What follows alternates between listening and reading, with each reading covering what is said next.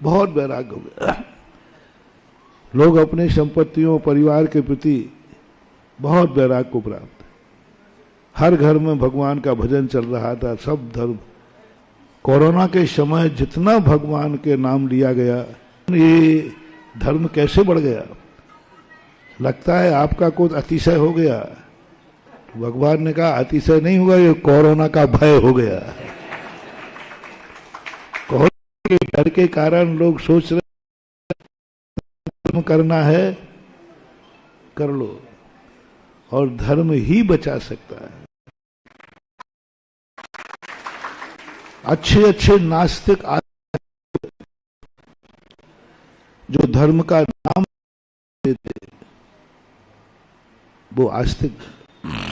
जो मंदिर में आते थे उन्होंने शांति धाराएं कराई।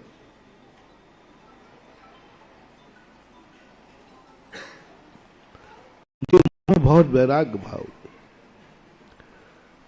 और धर्म के प्रति उनकी रुचि बनी। तो प्रकृति क्या करती है, धर्ममय बनाना चाहती है सृष्टि को, लेकिन लोग धर्ममय बनते नहीं है। सारा कानून इसलिए बनाया जाता है कि सब देश अपराध से मुक्त रहे, पुलिस हो, शासन हो या प्रशासन, लेकिन लोग अपराध नहीं छोड़ पा रहे। अपना इन्होंने न्यायालय ने कि जो कानून से अपराध नहीं छोड़ सकते उनको पुलिस के डंडे से अपराध छुड़ाओ। जो अपराध कानून की अदालत में गुनाह कबूल कर पाए उसे पुलिस की रिमांडर पर कबूल कराओ, और ऐसा होता भी है। जो लोग मजिस्ट्रेट के सामने अपने अपराध कबूल नहीं करते और उनको 2-4 दिन के लिए रिमांडर पर भेज दिया जाए तो फिर वो हाँ साहब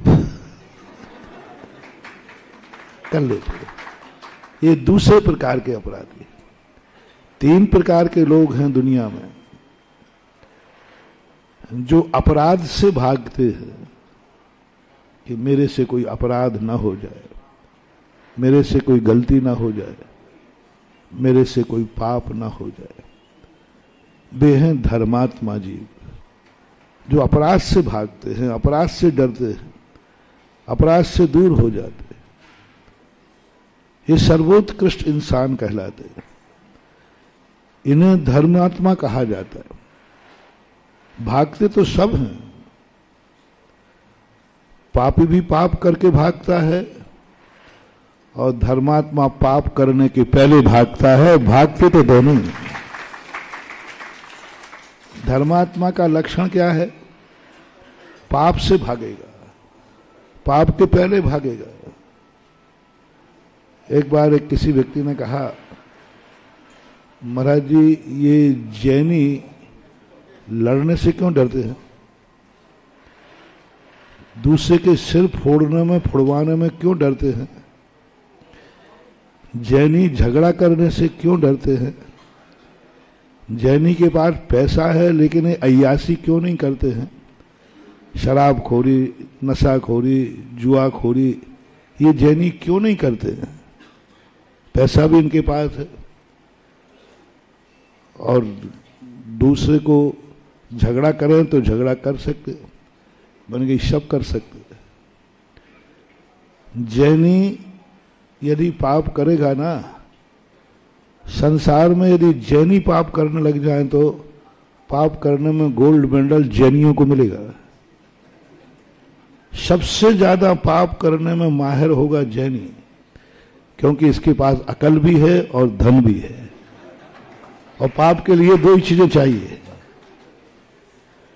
सबसे ज्यादा जैनी शराब पीवे तो सबसे ज्यादा जैनी लोग शराब पिएंगे, क्योंकि इनके पास पैसा है। जुआ भी सब कर सकते हैं। और झगड़ा करने में कायर मत समझो। जैनी यदि किसी के पीछे पड़ जाएगा तो वो निपट भी जाएगा और किसी को पता भी नहीं चलेगा। क्योंकि बनिया की अकल जो है थोड़ी तेज होती है। एक बार बीरबल ने पूछा, बादशाह ने पूछा, बीरबल सबसे अकलवान कौन है? बोले राजा साहब, बोले बनिया जाति अकलवान है। तो बोले कैसे कहा? बादशाह तो मुगल थे, इसको सिद्ध करो। बोले राजा साहब सिद्ध कर दूंगा, लेकिन आप चुपचाप बैठना। बोले ठीक है। सब जातियों के लोगों को बुलाया और सबसे कहा, साहब राजा साहब को आपकी दाढ़ी की जरूरत है। तो सबने दाढ़ी उतार करके, अब बनिया को बुलाया गया, हो सकता है वो हटाका हो। तो कहा गया राजा साहब को तुम्हारी दाढ़ी की जरूरत है। अरे साहब दाढ़ी की क्या बात, कि गर्दन दे दूंगा राजा साहब को। बीरबल कहते सेठ जी गर्दन नहीं चाहिए है। बोले मैं कह रहा हूं बीरबल साहब गर्दन दे दूंगा राजा साहब को। अब गर्दन दूंगा तो दाढ़ी तो उसमें। तो बीरबल बोले भाई गर्दन नहीं चाहिए, कह रहा हूं ना मैं तो राजा साहब को दाढ़ी क्या गर्दन ही दे दूंगा। दाढ़ी की बात आई, बोलो दाढ़ी के बदले क्या चाहिए? तो जितने लोग थे सब लोगों ने दाढ़ी के बदले कहा नहीं साहब हमें कुछ नहीं चाहिए राजा साहब। तो उन्होंने कहा कि साहब राजा से क्या लेना, कुछ नहीं चाहिए मुझे। नहीं, बीरबल ने कहा कुछ ना कुछ तो लेना पड़ेगा, सबको कुछ ना कुछ दे। तो उन्होंने कहा देखो साहब ये दाढ़ी एक बार उतरती है, जब मां मरी थी मुंडन होता ना, तो 500 कलदार खर्च हुए थे। फिर पिताजी मरे तो महंगाई बढ़ गई थी, 1000 रुपया हुए। अब आप तीसरी बार उतर रही है, तो बीरबल जी साहब आप ही हिसाब लगा लो कितने का हो गया। तो अंत में जाकर 1500 मुहरों में तय हुआ। 1500 मुहरों में तय होने के बाद नाई, पहले क्या है ये जो तुम्हारा सावन वावन चलता है ये नहीं चलता था, पानी से गीला करते थे नाई दाढ़ी। तो थोड़ा जोर से लगा दिया उसने हाथ, तो बनिया सेठ ने एक थप्पड़ मारा। बोले मूर्ख, इसे बनिया की दाढ़ी समझ रखा है, ये राजा की दाढ़ी हो गई है, क्योंकि बिक। अब नाई कहता है राजा साहब मर जाऊंगा लेकिन बनिया की दाढ़ी तो नहीं बनाऊंगा। और सेठ कहता है साहब क्या बात है, मैंने तो इतना ही कहा है कि भाई ये राजा साहब की दाढ़ी है, तो थोड़ा हाथ धीरे फिर। नाई कहता मैं तो नहीं बनाऊंगा। बस राजा भगा इसको बाहर, झगड़ा मचा दिया यहां पर। बीरबल बोले राजा साहब क्या कर दिया? वो 1500 रुपया भी ले गया और दाढ़ी भी ले गया।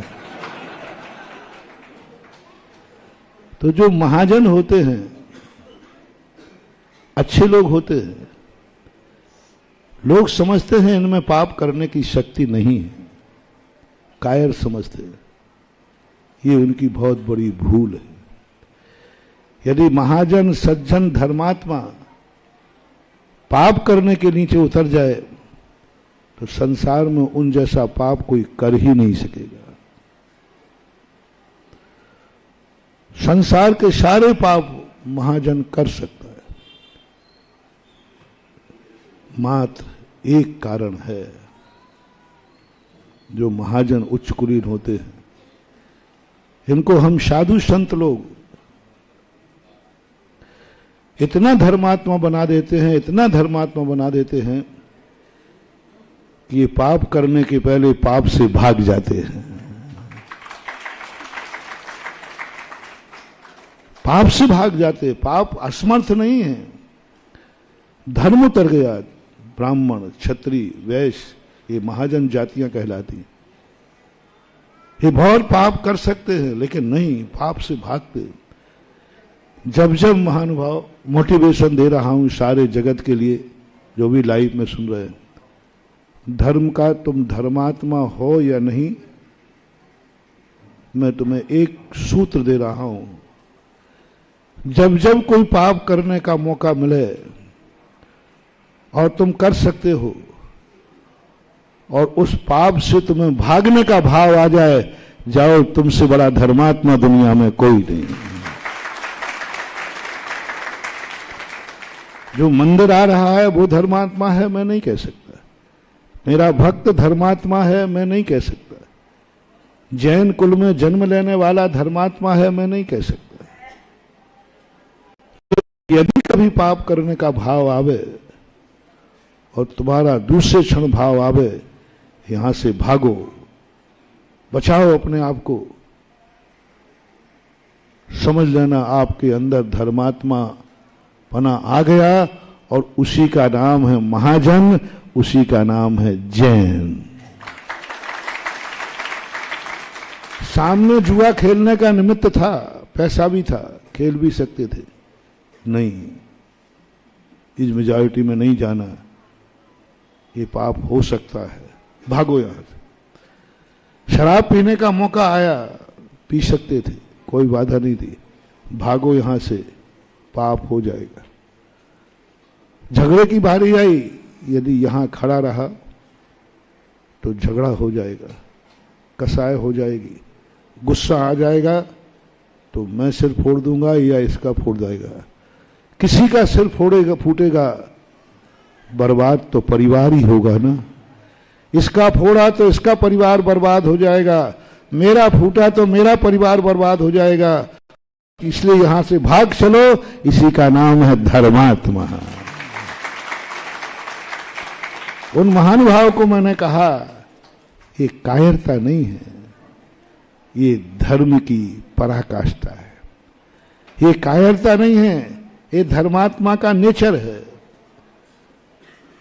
कि वो कसाय से डरता है, वो हिंसा से डरता है, वो पापों से डरता है, और जहां तक प्रयास करता है कि हमें इससे दूर रहना पड़े, वो भागने का प्रयास करता है। भागना तो है। दूसरा व्यक्ति देखना, ये देख करके भाग गया, नहीं यहां जुआ खेल रहा है, मैं नहीं जाऊंगा, यहां शराब पी जा रही है, मैं नहीं जाऊंगा, मैं शराबी की संगति नहीं करूंगा, मैं जुआरी की संगति नहीं करूंगा, यहां झगड़ा हो रहा है, वहां मैं नहीं जाऊंगा। ये धर्मात्मा की निशानी, भाग रहा है। लोग इसे कायर कहेंगे, लोग इसे कायर कहेंगे, पापी इसे कायर कहेंगे, गलत लोग कायर कहेंगे, कायर कहीं का, कंजूस कहीं का, मूर कहीं का, भोंदू कहीं का, XYZ। अब देख लिया, अब धर्मात्मा साधु संत, एक व्यक्ति ने कहा नहीं मैं तो वहीं जाऊंगा, और वो जुआ खेलने बैठ गया, शराब पीने बैठ गया। इतने में पुलिस आ गई, भाग रहा है, झगड़ा कर रहा था, पुलिस आ गई, भाग रहा है, दोनों भाग रहे हैं। कितना अंतर है दोनों में? एक पाप करके भाग रहा है और एक पाप से भाग रहा है। पाप से भागता है तो दुनिया कायर कहती है, और जो पाप करके भागता है उसे साधु कायर कहते हैं। भागना तो है, भागोगे तो सही। अच्छा इंसान वो है जो पाप करने के, पापी वो है जो जेल से भागने का प्रयास करता है, और धर्मात्मा वो है जो जेल जाने के पहले ही अपराध से भाग जाता है कि मेरे से ये गलती ना हो जाए। अपने जीवन में आज के प्रथम दिन का ये सूत्र आपको लेना, कभी भी तुम्हारे मन में कोई कायरता के कारण नहीं, गलत कार्य है, ये कार्य मुझे करने योग्य नहीं है, और वहां से तुम पीठ दिखा के भागते हो, परिणाम आ जाता है। वो व्यक्ति बहुत बड़ा धर्मात्मा, बहुत जल्दी उसे भगवान से मिलन होने वाला है, बहुत जल्दी उसे भगवान की कृपा होने वाली है, सबसे बड़ा शगुन माना जाता है। इसलिए ये नहीं समझना कि सज्जन पुरुष कायर होते हैं, सज्जन साधु पुरुष सज्जनता अपना अपमान सहन कर लेती है, लेकिन पाप करने के लिए प्रवृत्त नहीं होती। और दुर्जन व्यक्ति जो होता है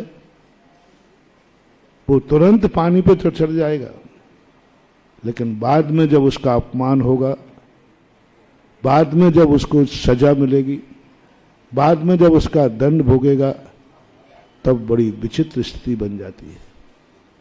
इसलिए धर्म तो तुम्हें करना है, करना पड़ेगा। दो ही व्यक्ति चुन रहा हूं, संसार में दो ही हैं, या तो पाप से मुक्ति या पाप के बाद की। जब कर्म की मार्ग से लोग धर्मात्मा बनते हैं, वो धर्म मजबूरी का धर्म कहलाता है। और कर्म की मार्ग के पहले अच्छे दिनों में, सुख के दिनों में जो धर्मात्मा बनते हैं, वे सच्चे धर्मात्मा कहलाते हैं। दुख में सुमरन सब करे, सुख में करे न कोई। आप धर्मात्मा है कि नहीं? एक लक्षण मैंने आपको दिया, पाप भीरु, संसार भीरु, कसाय भीरु, इन सबसे डरता है। मेरे जीवन में कोई पाप न हो जाए, मेरे मन में किसी के प्रति बुरा भाव ना आ जाए, मेरे मुख से कोई गलत शब्द न निकल जाए, मेरे कदम कहीं गलत रास्ते पर न चले जाएं, मेरे से कोई गलती न हो जाए। ये परिणाम जब चलता है, एक धर्मात्मा का लक्षण कहलाता है। दूसरा लक्षण बनता है कि आपको धर्म करने का परिणाम दुख के दिनों में आया या सुख के दिनों में आया। भगवान की याद दुख के दिन में आई कि सुख के दिन में आई? दुख के दिनों में भगवान की याद आना ये मजबूरी है।